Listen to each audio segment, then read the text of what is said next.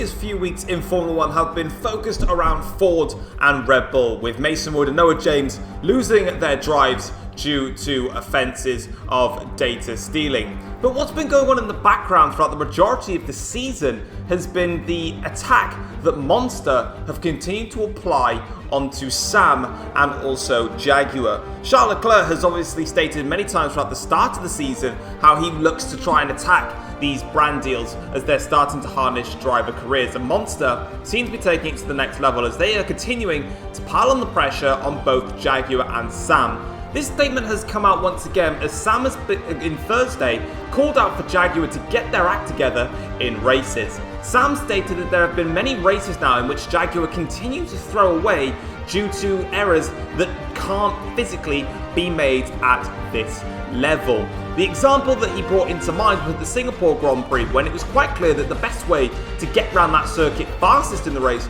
was to do a one-stop. But Jaguar decided to do a three-stop. And in terms of development, it's not really been going anywhere, as Jaguar are trying to look more at an engine upgrade towards the end of the season rather than just casually developing as they go along. Now, Monster are starting to really clamp down on this, as obviously with all this drama going on with Jaguar, Monster keep taking that as a personal attack on their brand, in which then it's tarnishing their overall stock market, which, I mean, we don't know their stocks, but I highly doubt that is set to be true. Now, Jaguar have stated that they still trust Monster and they still trust in their process that they've got between each other, and that they're going to speak behind closed doors on all matters from now onwards. But the rest of the paddock is not necessarily convinced, and they're kind of confused on how much power Monster actually have. But the fact is that if Monster, if Jaguar get anything that is said to them which is any way form of criticism, it always seems as if Monster like to just jump the bandwagon, and it's almost like they like to bring the attention to themselves, which is something quite interesting. And what's also very interesting is a man that decided not to really get involved in the whole brand deal saga at the start of the season, Tom, has decided now is the time when he's going to get straight into the thick of the act. He has stated that he is ready to help Jaguar and Sam in any way possible to tackle the attacks that Monster continue to bring into Formula 1. Of course, Monster is the reason why Tom is not at Jaguar for a second season, and after staying quiet initially, the time of being quiet is over, and Tom has stated he is ready to do whatever he can to try and continue to bring his attacks onto Monster. So it's getting fiery in the paddock, but let's see what happens later down the line. As we get into the race weekend here for the Dutch Grand Prix, it was Tom that was fastest in all three practice sessions, confirming the pace not only of Ferrari, but also of Tom himself, who's been very, very quick in the past few races, but has been unable to convert his multiple pole positions into race wins. Could he get pole position this weekend and convert it into a race win? We'll have to find out. McLaren's pace indicates that they're going to be much stronger in race trim than they will be in qualifying. McLaren have definitely been struggling quite a bit for qualifying pace as of before, but their race pace has been strong, hence why they're currently leading the Constructors' Championship. But this time around, they think that they can pose a threat in race trim, and that is actually going to be the same for Audi as well, who are also confident that their race pace will help them, especially as Audi have been a team traditionally to not been as good as qualifying as the likes of McLaren, who've been even better than Audi, and they feel like they have got a better opportunity. Now, Jaguar seem to be very far off the pace with lots of balance issues really compromising them, and this might be a rough track for Jaguar. And finally, we tried to get some confirmation on Red Bull to see if there was going to be any more progress coming to their car, as we've seen them pretty much slipping to a backmarket team at the moment. And Red Bull have confirmed that they are not planning on making any further upgrades to their car now for the rest of the season. They said that they focused a long time ago on the new regulation changes coming in next season, as they think that they can maximize their performances in the future, as we're expecting to see the cars start to get slower. So interesting stuff there. But let's get straight into the Dutch Grand Prix. Hey, how's it going, guys? It is Foxydude here. Welcome back to a brand new episode of the F1 Journey for you guys today here on the channel. We're here for round number 11 of the season at the Dutch Grand Prix. For the second time in the F1 Journey series, we head to Zandvoort for the Dutch Grand Prix. If you haven't enjoyed today's video, feel free to drop it a like and subscribe to the channel if you're new around here as well. And if you haven't checked out the previous episode, be sure to go and check that one out, as it was an absolutely crazy episode with the shock race results and also some new drivers on the grid. But nonetheless, though, we're heading into qualifying, and as you can see, we cross the start finish line, we go fastest, as we have done all weekend long so far. I was just dialed into the circuit, and I was having an absolute ball driving around this circuit. But here we are then for our final qualifying lap here of the session, and as we cross the start finish line then now, heading in towards the first corner here, we can break it around about the 50-meter board there, obviously with the extreme stopping power of these cars. On exit, we're actually about 10th of a second down, so it wasn't actually the greatest run through this first sector. We're going to try and gain some time back though on exit here, and as you can see, we do manage to do just that. Then a fabulous exit there gets us back into the green on our delta now as we go in towards the end of the first sector here, moving in towards this high-speed right-hander, absolutely nailing it. And you can just see how much I'm pushing and just how satisfying in these quick cars it really is to drive around this circuit. As you can see now, we're about a 10th or so up on our previous best lap, about 2/10 up now as we go towards the end of the middle sector here. We've gone purple through sector 1. We're going to go purple again in the middle sector now, and as you can see, a good 2/10 up on our previous best lap, which is absolutely great now as we go through in towards the end of this lap now, in towards sector last corner. On exit, we lost a little bit of time here, and that's kind of crucial because I was trying to go for a lap time which was under 1 minute, but it's still going to be a 1:0, and it's pole position for the Dutch Grand Prix. It's race day here for round number 11 of the season, the 101st race now of the Formula 1 F1 Journey season. And as you can see, we are here for the Dutch Grand Prix, a track which is new to the F1 Journey calendar. It debuted last season in season number 6 when we were driving for Jaguar. On that occasion, we managed to just beat the 2 Ferraris to victory. This time around, we are in the Ferrari and we are starting from pole position. It's a track which can provide plenty of overtaking and some beautiful backed corners, notably turn 14 and also turn 3. It's the soft, medium and the hard compound tyres, and we go back to the era now where tyres aren't as critical as they were in the previous few races. We've had a lot of rounds recently where the tyres have been absolutely essential to how the race pans out, but this time around we shouldn't necessarily see that. What we did see last season as well was the safety car. Let's see if we'll see it again soon, but let's have a look at the grid though, and we are lining up on the front row of the grid alongside not Lewis Hamilton this time, it's Sebastian Vettel. Vettel breaking the streak of me and Hamilton on the front row for like the last 4 races. Ricardo and Reese line up P3 and P4 for McLaren, a great qualifying session for them, with Lewis Hamilton starting in 5th place with Carlos Sainz, my teammate, starting in 7th. Charles Leclerc and George Russell line up P7 and 8 for Audi, not bad qualifying session for them. And it's P9 and P10 for Lando Norris and Stoffel Van Dorn. Sam starts from P11. Not a great qualifying session for Sam, but he's got free choice of tyres. Sergio Perez in 12th place, Valtteri Bottas lining up in P13, De Vries in P14 for the second Audi driver. Callum Ilott out-qualifies Pierre Gasly, so fair play to Callum Ilott, starting to really gel in that Ford car as Pascal Wehrlein gets the upper hand on his teammate Nico Hulkenberg in an all-Porsche row. And then it's Yuki Tsunoda and Esteban Ocon that round off the grid for the Dutch Grand Prix. So here we are then sorting out the strategy for our race here on the grid, and it's going to be a one-stop race, but what I'm going to try and do is something a little bit different. I'm going to try and do a one-stop onto the medium compound tyres rather than a one-stop onto the hard tyres, because I think I did that last season. I actually can't remember, but I think it should be able to work for us. But here we go then, it is 5 red lights here, and it is lights out, and away we go for the start of the Dutch Grand Prix. A little bit of wheel spin off the start then, but crucially, it was a better start than Sebastian Vettel on the front row of the grid,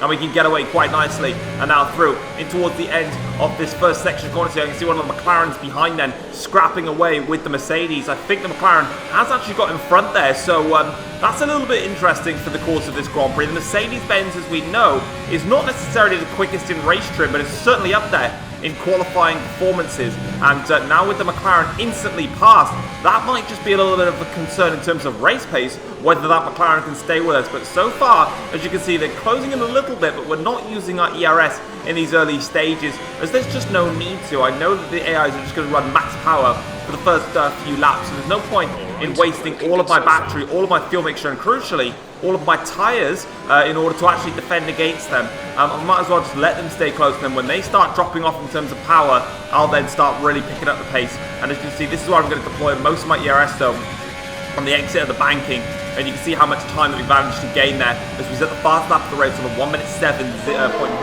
We're on the end of the first lap though. You can see here as we're coming now down towards the first corner here, we've got Reese now trying to go for a move around the outside of Vettel into turn 1. This should be the move done. As we saw last season, so many overtakes were completed around the outside of turn 1, and that's exactly what's happened. Reese gets himself up into 3rd place, Vettel down into 4th. As we have a look though at the 5 lights here, as you can see now, we're underway, and like I said, we had a lot of wheel spin on the start then, but Vettel didn't really get a good getaway himself, and actually our launch overall was very, very nice. 3 wide there between the 2 Audis and one of the Jaguars there into turn 1. As we now go through in towards these first few corners, you can see that our run was absolutely crisp and clean. On board here with Carlos Sainz now, who's got Lewis Hamilton alongside him on the grid here. He's actually going to go for it now, down in towards turn 1 here. Hamilton not getting a good start, but annoyingly for Sainz, it's not going to pay off, because Hamilton is going to be able to swoop around the outside, and Sainz does try and hold him off a little bit more. And then, as you can see, he's got the outside, but eventually it just cuts away from him, and Sainz no longer in front. And then we're on board here with Daniel Ricciardo, who obviously got caught Sebastian Vettel napping a little bit. Vettel came across quite harshly to Daniel Ricciardo. It's almost like Vettel instantaneously just gave up the fight between him and me and focused on just trying to fend off Ricciardo, but it's not going to work for him, I'm afraid. And he is through. Lap 2 of the Grand Prix now. So we've got a yellow flag in the background there for one of the Aston Martin cars, it looks like, that is out of the Grand Prix as we now press our way on through here. So unfortunately, we've lost one of the Aston drivers. We'll find out who it is in just a moment's time then, but that's one of them drivers down, and we've got a virtual safety car now that has been deployed due to the retirement. And as you can see, it is going to be Sergio Perez that is out of the Dutch Grand Prix very early on, which is a shame. And unfortunately then we've got a bollard which is just in our way, so we can't even see Sergio Perez. But that's what happened to Sergio Perez. On board here now with the Ford car here of Callum Ilott, who's under pressure from the Porsche car of Nico Hulkenberg as they fly now down in towards turn 1. This should be the move done for Hulkenberg, but Ilott's going to get the run around the outside here of turn 1. And as you can see, they fly on through, but crucially, Hulkenberg managed to actually stick with Ilott through that section, but not all the way through. But now the battle for second place, this is going to get interesting. It's Daniel Ricciardo versus Reese Wenger now down in towards first corner. Who's going to come out on top here? Reese now has the outside line, has the upper ground on Daniel Ricciardo, and the McLaren swap places in the Dutch Grand Prix. Vettel looming in behind them with Hamilton also having a little bit of a look there. So it is Ferrari versus, or it's Ferrari, McLaren, Mercedes at the moment. As we see now, we've got one of the sole remaining Aston Martin car here of Nick de Vries trying to go around the outside of Stoffel Van Dorn, but Stoffel is a wise old man, and he's not that old, but he's still a wise man, and he gets past Nick de Vries then, as you can see now here that Stoffel did actually get past Pierre Gasly for a moment, but not for too much longer, because that BMW is very bad in a straight line. So that's something that hopefully they can try and address very, very soon. But back at the front now between the two McLarens, Reese may have got past Daniel Ricciardo, but Daniel wants that position back now as they're going towards turn 1. Reese covers him off though into the first corner, but that's going to be an interesting race-long scrap between those two McLaren drivers. We've got my teammate Sainz here trying to have a look at Hamilton, but Lewis covers him off quite easily there through in towards turn 2 there. Lovely bit of defensive driving now. As we can see, we're on board here with the driver of Mason's not in F1 anymore. What am I doing? Yuki Tsunoda down towards the first corner. It's Vettel now onto the back of him. That's quite interesting actually.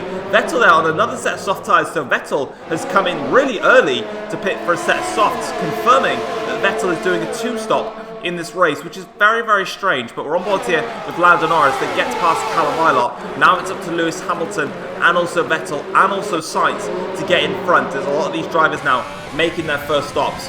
Lap 15 of the Grand Prix. In my world, things were great. I was absolutely dominating the Dutch Grand Prix, and yeah, I'm coming into the pits for my one and only stop, lap 15 of the race. I actually extended my stint initially on the strategy at the start of the race. I was going to come in on lap 13 and then pit for a set of the medium compound tyres, which you can see we're on to now. But my gap was so big that I was just able to extend my stint, and I was constantly managing the gap between myself and Reese in second place, just making sure that they weren't closing in on me, because obviously they pitted earlier for the hard tyres, and they weren't. So I was able to just keep on going. You can see that where Reese and Ricciardo are on the track there, and that's a little bit wide, and that caught me off guard with some cold medium compound tyres. Obviously, when you're out in front, just make sure you're still concentrating, because it can still go to pot. As we're on board here with Hamilton now, who's got Vettel with DRS behind him. He's got Sainz behind with some DRS into turn 1 now. Sainz has got the outside line So in theory, he should make this move stick, but Vettel has got the soft compound tyres on his car, but unfortunately his soft tyres are fading, and that two-stop strategy from Vettel already looks like it's not even paying off at all. So we're on board here with Hamilton now. Sainz has got the DRS now. He's actually got a great run into turn 1. Sainz down the inside. Hamilton covers it off, so Sainz not going to get through on this occasion. He has to wait a little bit longer. It's proving quite tricky to overtake around here with only one real overtaking zone, and that is turn 1, and that is where these two are. Reese and Ricciardo now going for it again towards turn 1 now. Reese going to go down the inside of Ricciardo, is going down the inside of Reese, but Reese once again holding it around the outside line. Ricciardo gets the snap of oversteer on exit then. If Ricciardo's going to make that move on Reese, he's got to go to the outside line. Let's have a look what he does on this occasion. Reese now tries to go and cover that inside line, but Ricciardo dummies to the outside line. Reese locks up. A little bit of contact between the two McLaren drivers, but Daniel Ricciardo gets into second place in the Dutch Grand Prix. That one looked like it was coming, despite Reese managing to get the overtake done. And you can see Reese now struggling on his hard compound tyres. Leclerc now is going to come for an attack here on Reese, and he gets it done in towards turn 1 well before the braking zone. So Leclerc clearly not struggling with overtaking in his Audi. I don't even remember where Leclerc even came from all of this, but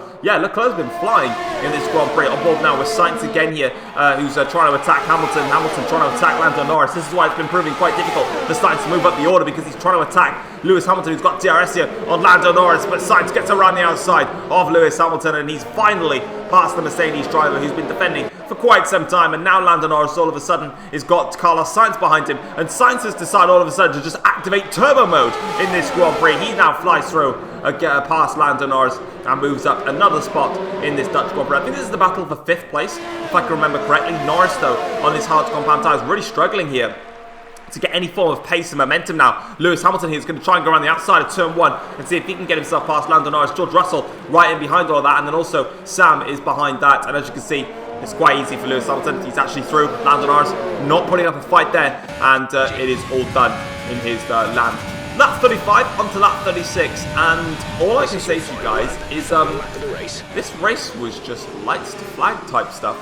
You get them in Formula 1 sometimes when you just get a lights to flag. Unfortunately, not every single F1 Journey race can be absolutely filled to the brim with action. My race was just clean cut. I absolutely love this circuit. It's great to drive, and as you can see, this is my final lap of the race. I'm actually going for the fastest lap as well. I'm trying to set another fastest lap here. You see that we go 2/10 up in the first sector, going purple now through onto this run. But what was crucial as well is that I might as well explain this whilst this lap's going on.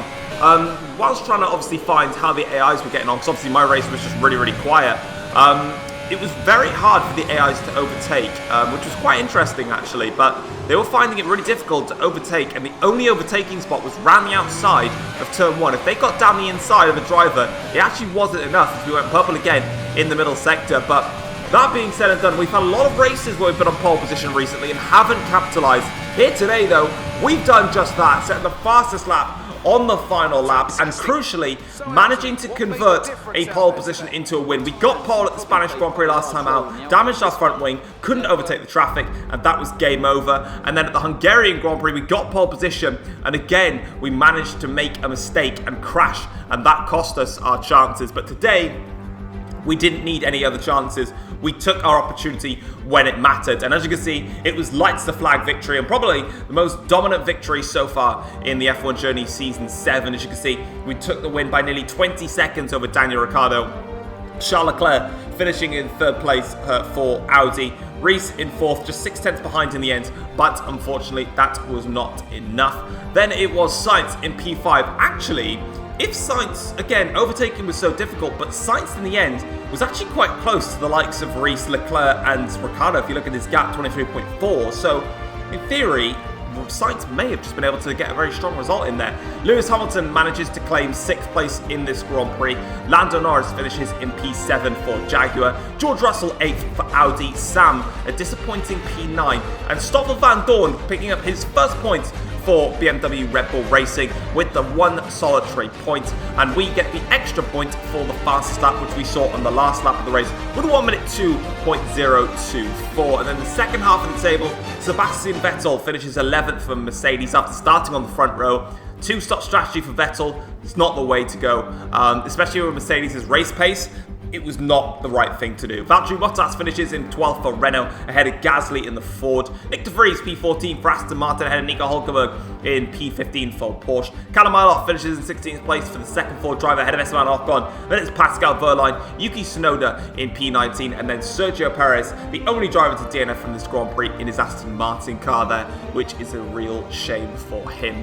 Looking then at the Drivers' Championship now, the gap has come down to just 2 points between myself and Daniel Ricciardo. Ricciardo on 158 points, and I am now on 156 points. So the championship gap is constantly swaying, but now we're starting to come back at Daniel Ricciardo, and we're on that crucial 156 points. Reese is on 134 points and is still very much in championship contention, with Charles Leclerc on 133 points and then Sam on 111 points. In fact, the top 5 are still in this championship.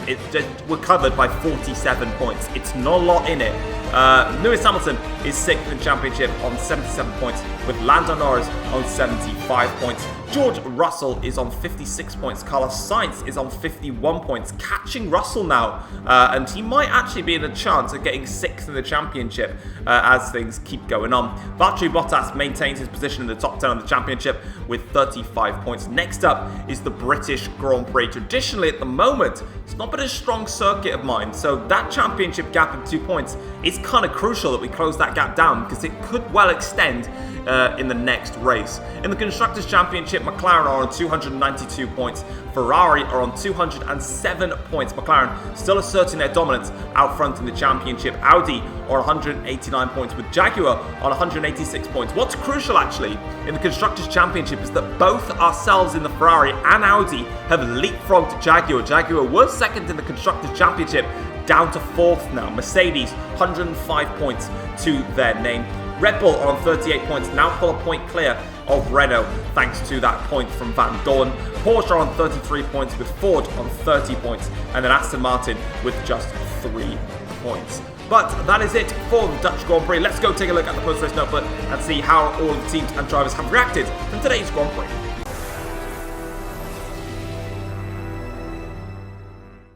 So here we are then for the post-race notebook, and Tom managed to answer his critics in fine style with a dominant display at the Dutch Grand Prix. Tom had been criticised in the past for his lack of race control, especially when starting from pole position, as Tom has managed to secure pole position on multiple occasions this season, but has never really been able to truly capitalise on them and get a race victory. But today, he dominated proceedings, the fastest man in all 3 practice sessions, getting pole position and the lights to flag victory.